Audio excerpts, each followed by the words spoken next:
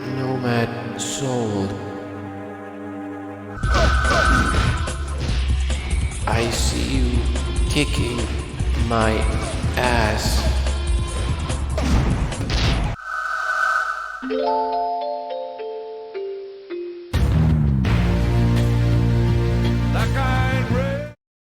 Alright, today we're gonna stop by the gun shop in Anekba, right next to the entrance to Jaunpur, and we're gonna become this guy. With one distractingly huge nipple. Like a giant pepperoni. Anyway, this is Jorg, a pretty tough guy. You might recall seeing him in the intro when he was fighting Kale.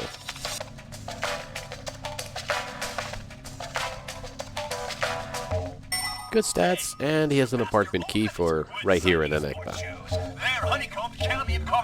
Well, we're here. We'll check out the shooting gallery. Hello. May I get you something?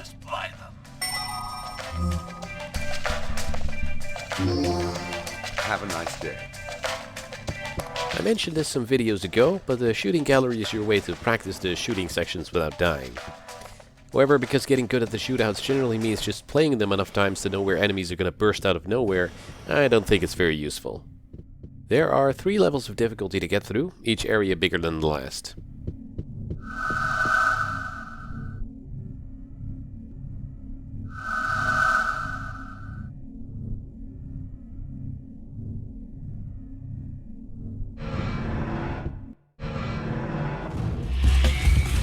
Not a big fan of these slightly transparent enemies. They're actually harder to see than the normal enemies.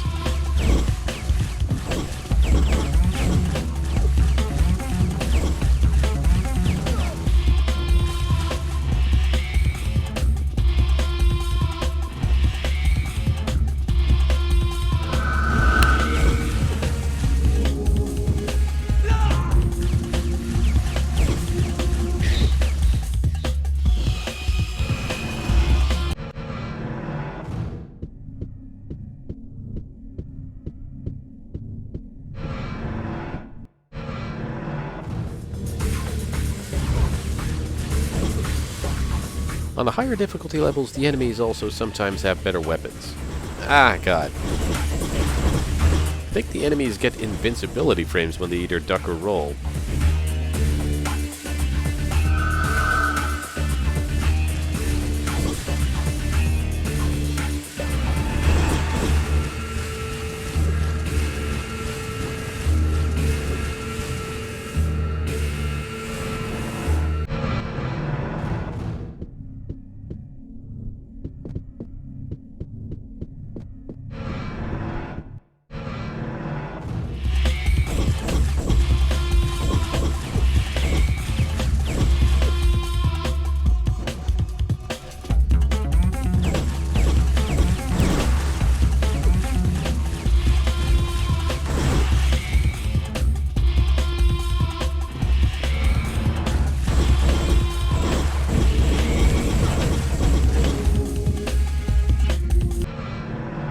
Ah, screw this.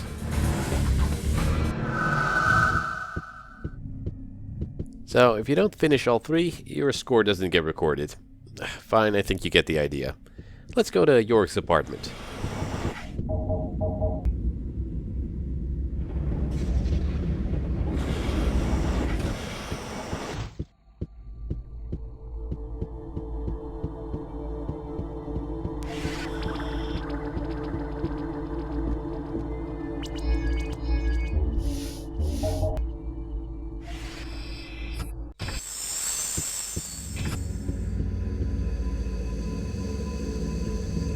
Unsurprisingly, Jorg has a bunch of guns and ammo lying around.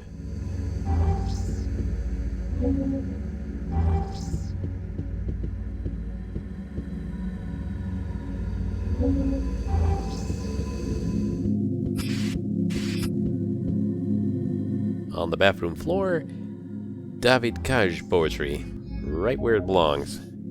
Sadly, there's no way to flush it down the toilet. Alright, back to base.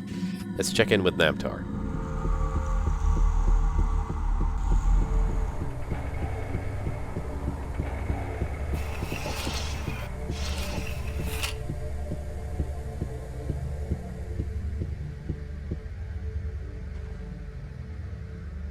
Your mission was a success. Our revolutionary message was broadcast on all the Transcan screens in the city. Millions of Omikronians are now aware of our struggle. I would have given anything to have seen Reshev's face. Get some rest now. I'll inform you when there's another mission for you. I would prefer than to go back to Kale's apartment. The police or the demons are surely waiting for me there. You're right. You can go to 8250 Conera Street in Jaunpur. It's one of our hiding places when agents need to lie low. Here are the keys. Thanks, Namtar.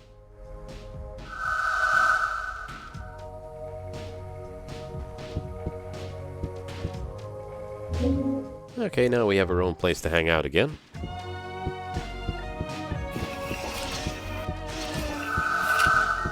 So in a very unsubtle way, the game tells us to go see Dakaba.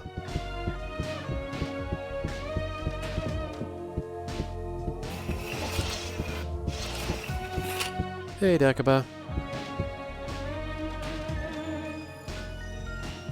I shall bestow on you a privilege that has been granted to few humans of your dimension. I shall teach you the rudiments of the ancient art. What can I do with this art? Art submits men and nature to the will of he who wields it. It is an extraordinary force for good, but also for evil. How do you cast a spell? In order to cast a spell, you must have two things. A sacred bowl, called a Beshem, and a recipe. If you mix the right ingredients in the Beshem, you will have made a spell. Where can I find a Beshem? Beshems are extremely rare. The secret of their fabrication has been lost over the centuries. The only ones still remaining are those manufactured at the time of the Cobalt Wars. Perhaps one day you'll be fortunate enough to own one. In the meantime, you can study the art in my private library. Here's the key. Are there other kind of spells? Yes. There are charged parchments, which contain the power in themselves. You only have to use them to free the power. You can also make potions, which will give you special powers. Thanks, Dekoba. So yeah, we're gonna be a wizard, Harry. All we have to do is find the magic bowl and get some milk and eggs, I guess. By the way, Dakaba mentions there are also charged parchments with spells. No, there aren't. Might be another thing cut from the game, I guess. We'll check out the library then.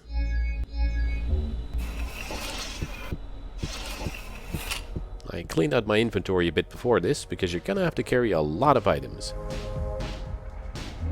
Such as this dead man's tongue. Ew.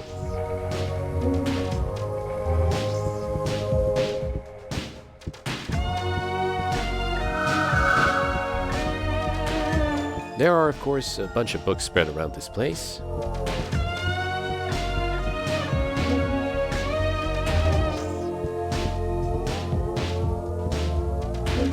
Book of Beshems, that should be useful.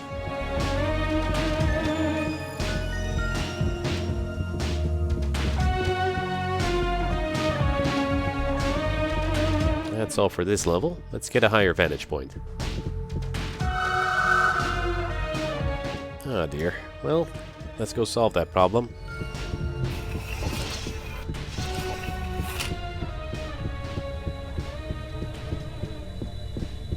Hey look, Socks is out of his shop.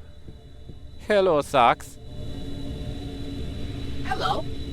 How's my friendly revolutionary? Did your mission go well? Are you satisfied with the KR-100 I sold you? You didn't sell them. Yes, still some humidity problems I see. Don't get me started. It goes from bad to worse. My printed circuits are bound for the trash can. See you soon, Socks. See you soon.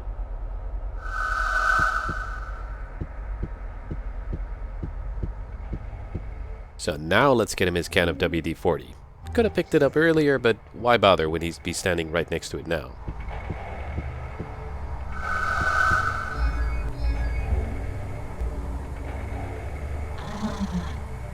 alive! I can breathe again! I feel as young as the day I was born out of an electrolytic bath. I wish to express my revolutionary gratitude. In witness thereof, take this magnificent hydromagnetic modular compression piston, a masterpiece, the absolute tops. And once again, thanks. You just threw it on the ground, I guess. It's funny when games do this. Thanks for walking my dog. Please accept this shower curtain rod.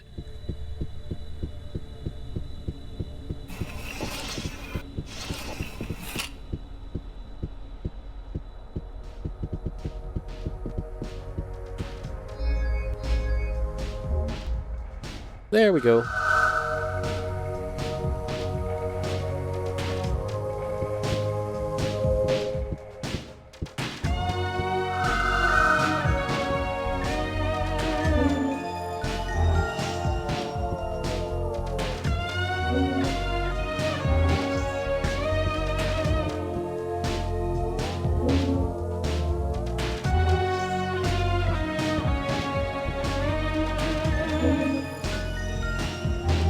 And that's the last of it. I have to do a bit of reading next.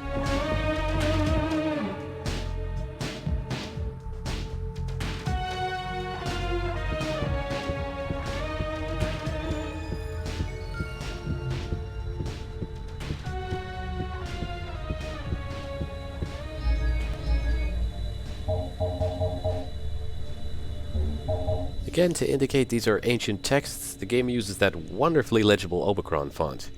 This book relays a bunch of symbols that stand for different numbers. This one's about how to make Beshems and how to use them.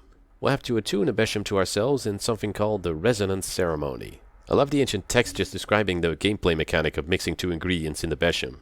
Kinda wish it said press X to use or something.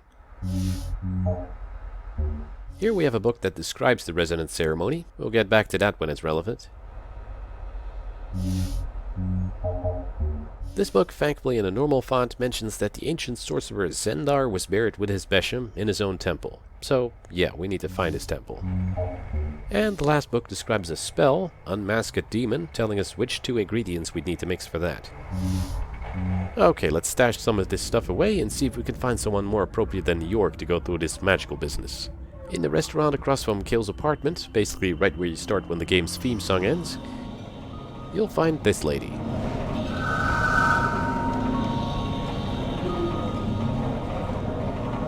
I had to down a mana potion because York's mana is garbage.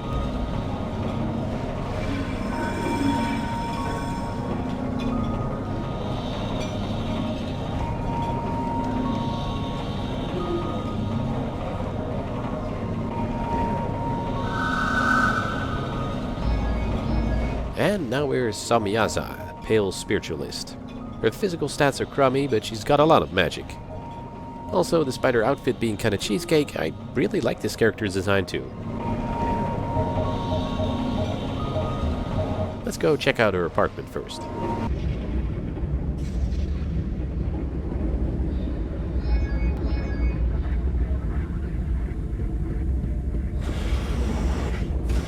Uh-oh. If the game goes into a cutscene when you enter an apartment building, that means you're about to throw down with a demon.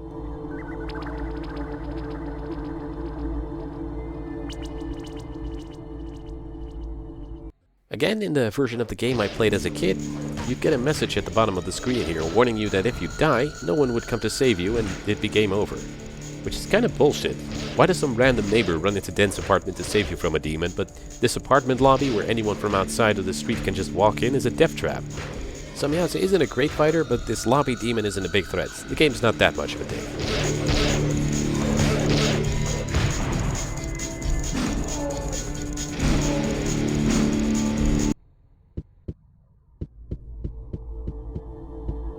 And again, we get a little cache of items out of it. Potions and 5 magic rings.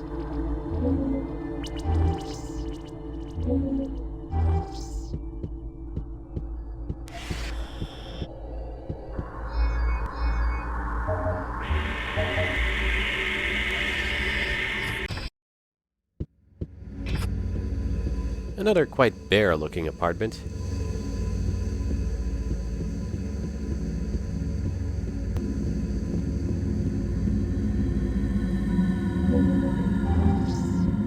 There's a magic crystal on our bed table, so you can use this to fill up on mana, I guess, but here's a little spoiler for the rest of the game. As far as I'm aware, the only spell in the game that actually uses mana is the reincarnation spell. Since most of the characters you can possess start out with at least enough mana to cast that one, you'll probably find more mana potions by accident than you'll ever actually need.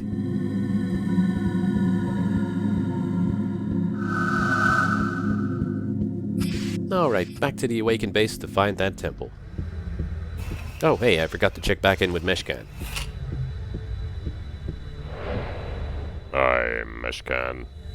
So you are still alive, Nomad Soul. Have you come back to learn more about your future? Yes, I brought you 10 rings. Tell me what you see on the wave. I see a man who knows but will not say. I see someone powerful acting in darkness to destroy you. Remember, to get out of the cage, take on the appearance of your enemy.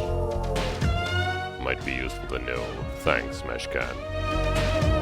I mean, again, that's all a bunch of incredibly obvious sounding stuff that just cost me 10 rings. If this McSnake Oil peddler at least sold me some advice that might lead me to some secret goodies, it might be worth a huge price. Well, back to the magic questing. So, by Jenna's door and by Krill's door, there's these corridors leading to some big old doors. The ones on this side are ruined and stuck, but you've got these symbols on them you might recognize from the book about the signs of the ancient art. This is actually one of the few puzzles in the game that's kind of well done, I think. Add the value of the two smaller symbols together and you get the value of the bigger symbol next to it. And that's how you can work out some more symbols of the art. It might even be intended that these signs symbolize the two ingredients in the Beshem, but that might be me giving the game too much credit. Opposite from the first door is one that isn't broken. So from the first door we've been able to figure what the symbols for 10 and 14 are, which lets us complete the combination here.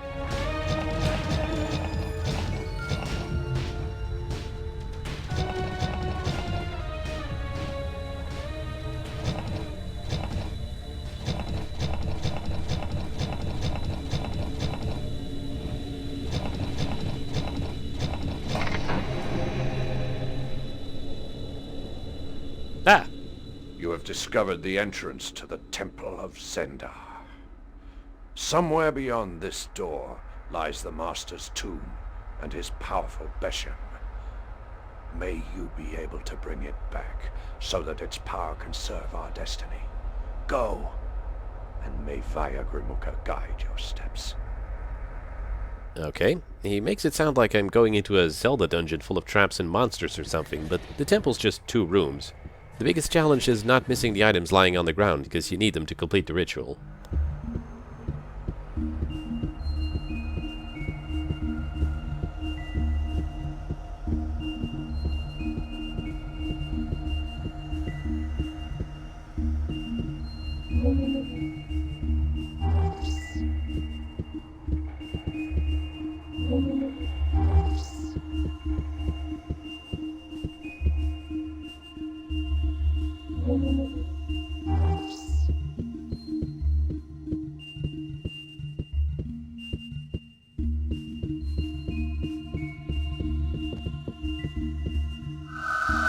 Can't get through this door, so let's hop into the pool.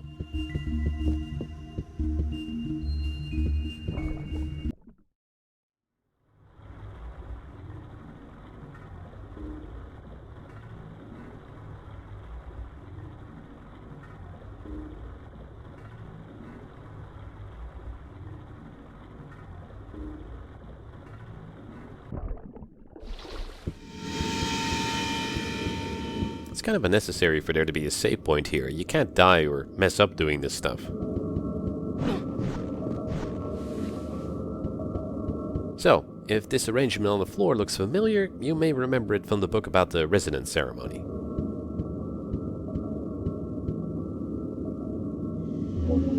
Oh cool, I'll just steal this gem.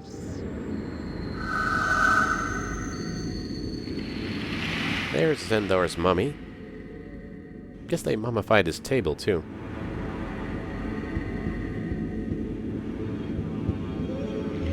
We'll grab up this powder that fell out of his skull. There's this Beshem. Of course, now we need to attune it to ourselves before we can use it, the resonance ceremony. I'll just overlay the map here to show where everything goes. The book doesn't spell out the locations literally, but if you try to put an item where it doesn't belong, your character will refuse to, so you can kind of brute force it.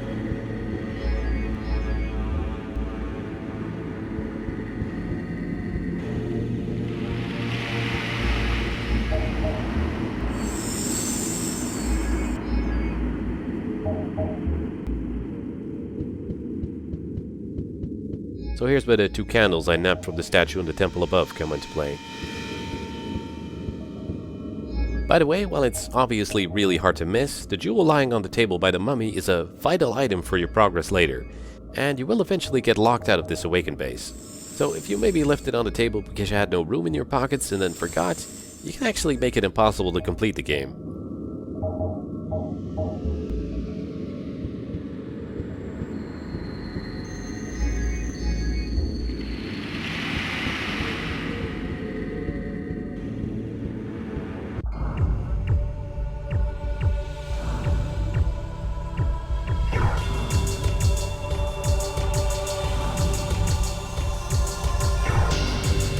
Now, your bowl is mine.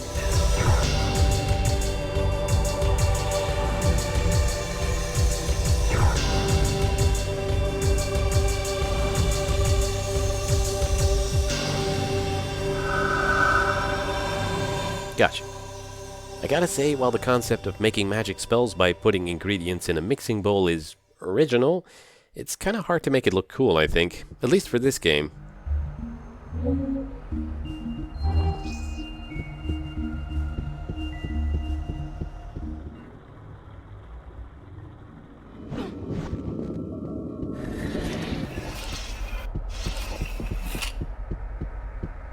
Hey, check it out. So, you found Zenda's Beshem. I don't know how you managed it, but you have accomplished a great exploit. It is an object of great power. Am I a sorcerer now? You still lack knowledge. But yes, you can now make your own spells by mixing the ingredients in your Beshem. Where can I buy the ingredients for my spells? The practice of sorcery is completely forbidden in Omikron. There is only one place in the city where you can buy magical ingredients. Yes, that seems familiar. Thanks, Dagobah. Okay, back to staring at your empty lectern like a depressed nerd. Well, that was a weird diversion, but let's get back to the business of freedom from tyranny.